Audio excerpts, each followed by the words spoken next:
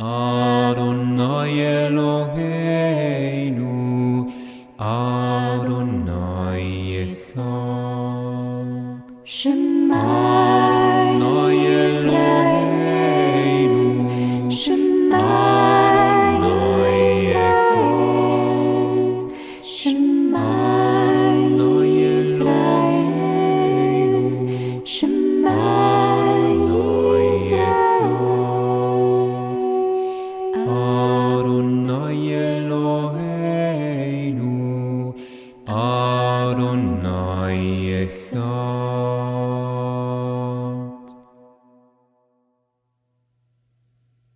28 de maio de 2025.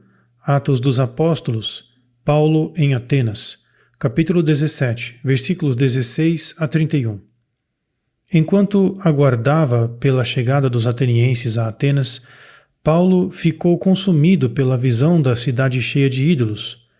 Então, de pé no meio do Areópago, Paulo disse: Atenienses, em tudo vejo que são mais religiosos do que qualquer outra pessoa, pois ao passar e olhar para os vossos monumentos sagrados, encontrei também um altar com a inscrição: Ao Deus desconhecido. Pois bem, vim anunciar-lhes o que adoram sem saber. O Deus que fez o mundo e tudo o que nele há, que é o Senhor do céu e da terra, não habita em templos feitos por homens, nem é servido por mãos humanas, como se ele, que dá a vida, respiração e todas as coisas a todos, precisasse de algo. Ele criou toda a raça humana a partir de um homem para habitar toda a face da terra, e estabeleceu os períodos da sua história e os limites dos lugares onde os homens deveriam viver, para que pudessem procurar Deus, ainda que apenas por entre sombras, para o encontrarem, embora ele não esteja longe de cada um de nós, já que nele vivemos, nos movemos e existimos, como alguns dos seus poetas disseram, pois também somos da sua descendência. Se somos descendentes de Deus, não devemos, portanto, pensar que a divindade é como o ouro, a prata ou a pedra, obras de arte e engenhos humanos. Deus permitiu os tempos de ignorância e agora anuncia aos homens que todos, em toda parte, devem converter-se, pois ele fixou o dia em que julgará a terra com justiça, por meio do homem que designou, apresentando a todos um argumento digno de fé, ressuscitando dentre os mortos. Escutaremos uma meditação escrita pelo irmão Elias, narrada por Felipe e acompanhadas por cantos de harpa dele. Depois de o Senhor lhes ter libertado as correntes por meio de um sinal poderoso que fez com que o carcereiro abraçasse a fé juntamente com toda a sua família, os prefeitos de Filipos quiseram libertá-los. No entanto, Paulo insistiu que fossem eles próprios e os repreendeu por terem sido açoitados publicamente sem condenação prévia, apesar de serem cidadãos romanos. Ao ouvirem isto, os prefeitos ficaram assustados e rogaram-lhes que deixassem a cidade.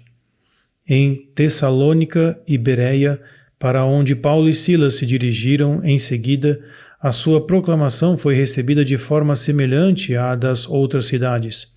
Por um lado, encontraram corações abertos que os ouviam de bom grado, inclusive mulheres da nobreza, e não poucos creram, tanto judeus como gregos.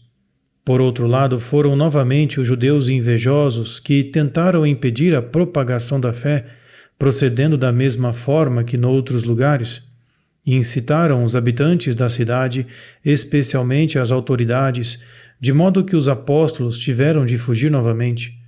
Na sua última fuga de Bereia, Paulo foi levado sozinho para Atenas, enquanto instruía os seus companheiros para que Timóteo e Silas o alcançassem o mais depressa possível.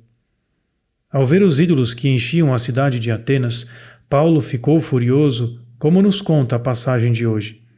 Deve-se ter em mente que desde os tempos antigos o Senhor ordenou estritamente aos judeus que se mantivessem afastados de todos os ídolos, que constituem uma ofensa ao único Deus e cuja adoração viola o primeiro mandamento. Portanto, podemos falar de uma ira santa que encheu Paulo, semelhante à que encheu Jesus quando viu como a casa do seu pai se transformara num covil de ladrões. Paulo já tinha começado a pregar na sinagoga de Atenas e também discutia com alguns filósofos epicureus e estoicos. Levaram-no ao Areópago, onde as pessoas costumavam ir para ouvir as últimas notícias. A história de hoje permite-nos ouvir um discurso muito astuto de Paulo. Ao conter a sua ira ao ver tantos ídolos, Paulo usou o que tinha visto naquela cidade como um gancho para a sua proclamação. Anteriormente, ele havia honrado a religiosidade dos atenienses, observando as suas boas intenções, embora ainda estivessem presos à idolatria, com o objetivo de os levar ao conhecimento do verdadeiro Deus. Neste discurso, o apóstolo dos gentios dá-nos um bom exemplo de como lidar com situações semelhantes.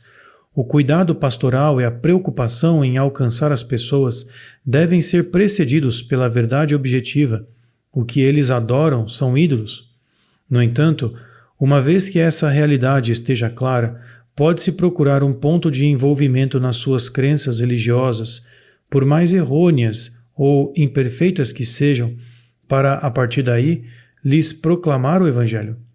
Paulo faz isso de forma exemplar quando menciona o altar ao Deus desconhecido, que usa para anunciar aos atenienses o Deus que eles adoravam sem conhecer. Ele também cita um dos poetas atenienses no seu discurso. Nele vivemos, nos movemos e existimos, como alguns dos seus poetas disseram, pois também somos da sua descendência. Desta forma, Paulo faz com que eles entendam que Deus não pode ser simplesmente o produto da arte e da engenhosidade humana e começa a falar com eles sobre o homem que julgará o mundo e que Deus ressuscitou dos mortos. O relato dos Atos dos Apóstolos em Atenas termina assim. Quando ouviram falar da ressurreição dos mortos, alguns riram e outros disseram: ouviremos o que tem a dizer sobre isso noutra ocasião. Então Paulo retirou-se. Porém alguns homens juntaram-se a ele e creram, entre eles Dionísio, o Areopagita, bem como uma mulher chamada Damaris e vários outros.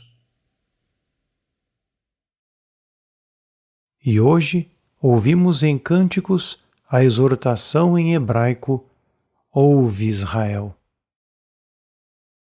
Adonai Eloheinu, Adonai Echad. Adonai Eloheinu, Adonai Echad. Adonai Eloheinu, Adonai Echad.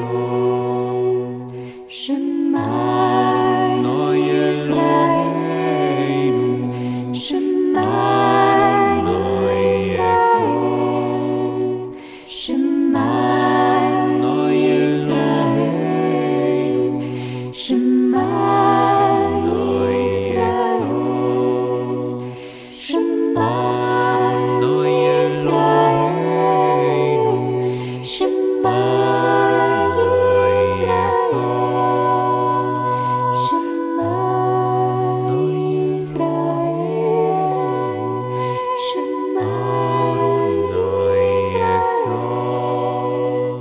Adonai Eloheinu, Adonai Echad. Adonai Eloheinu, Adonai Echad.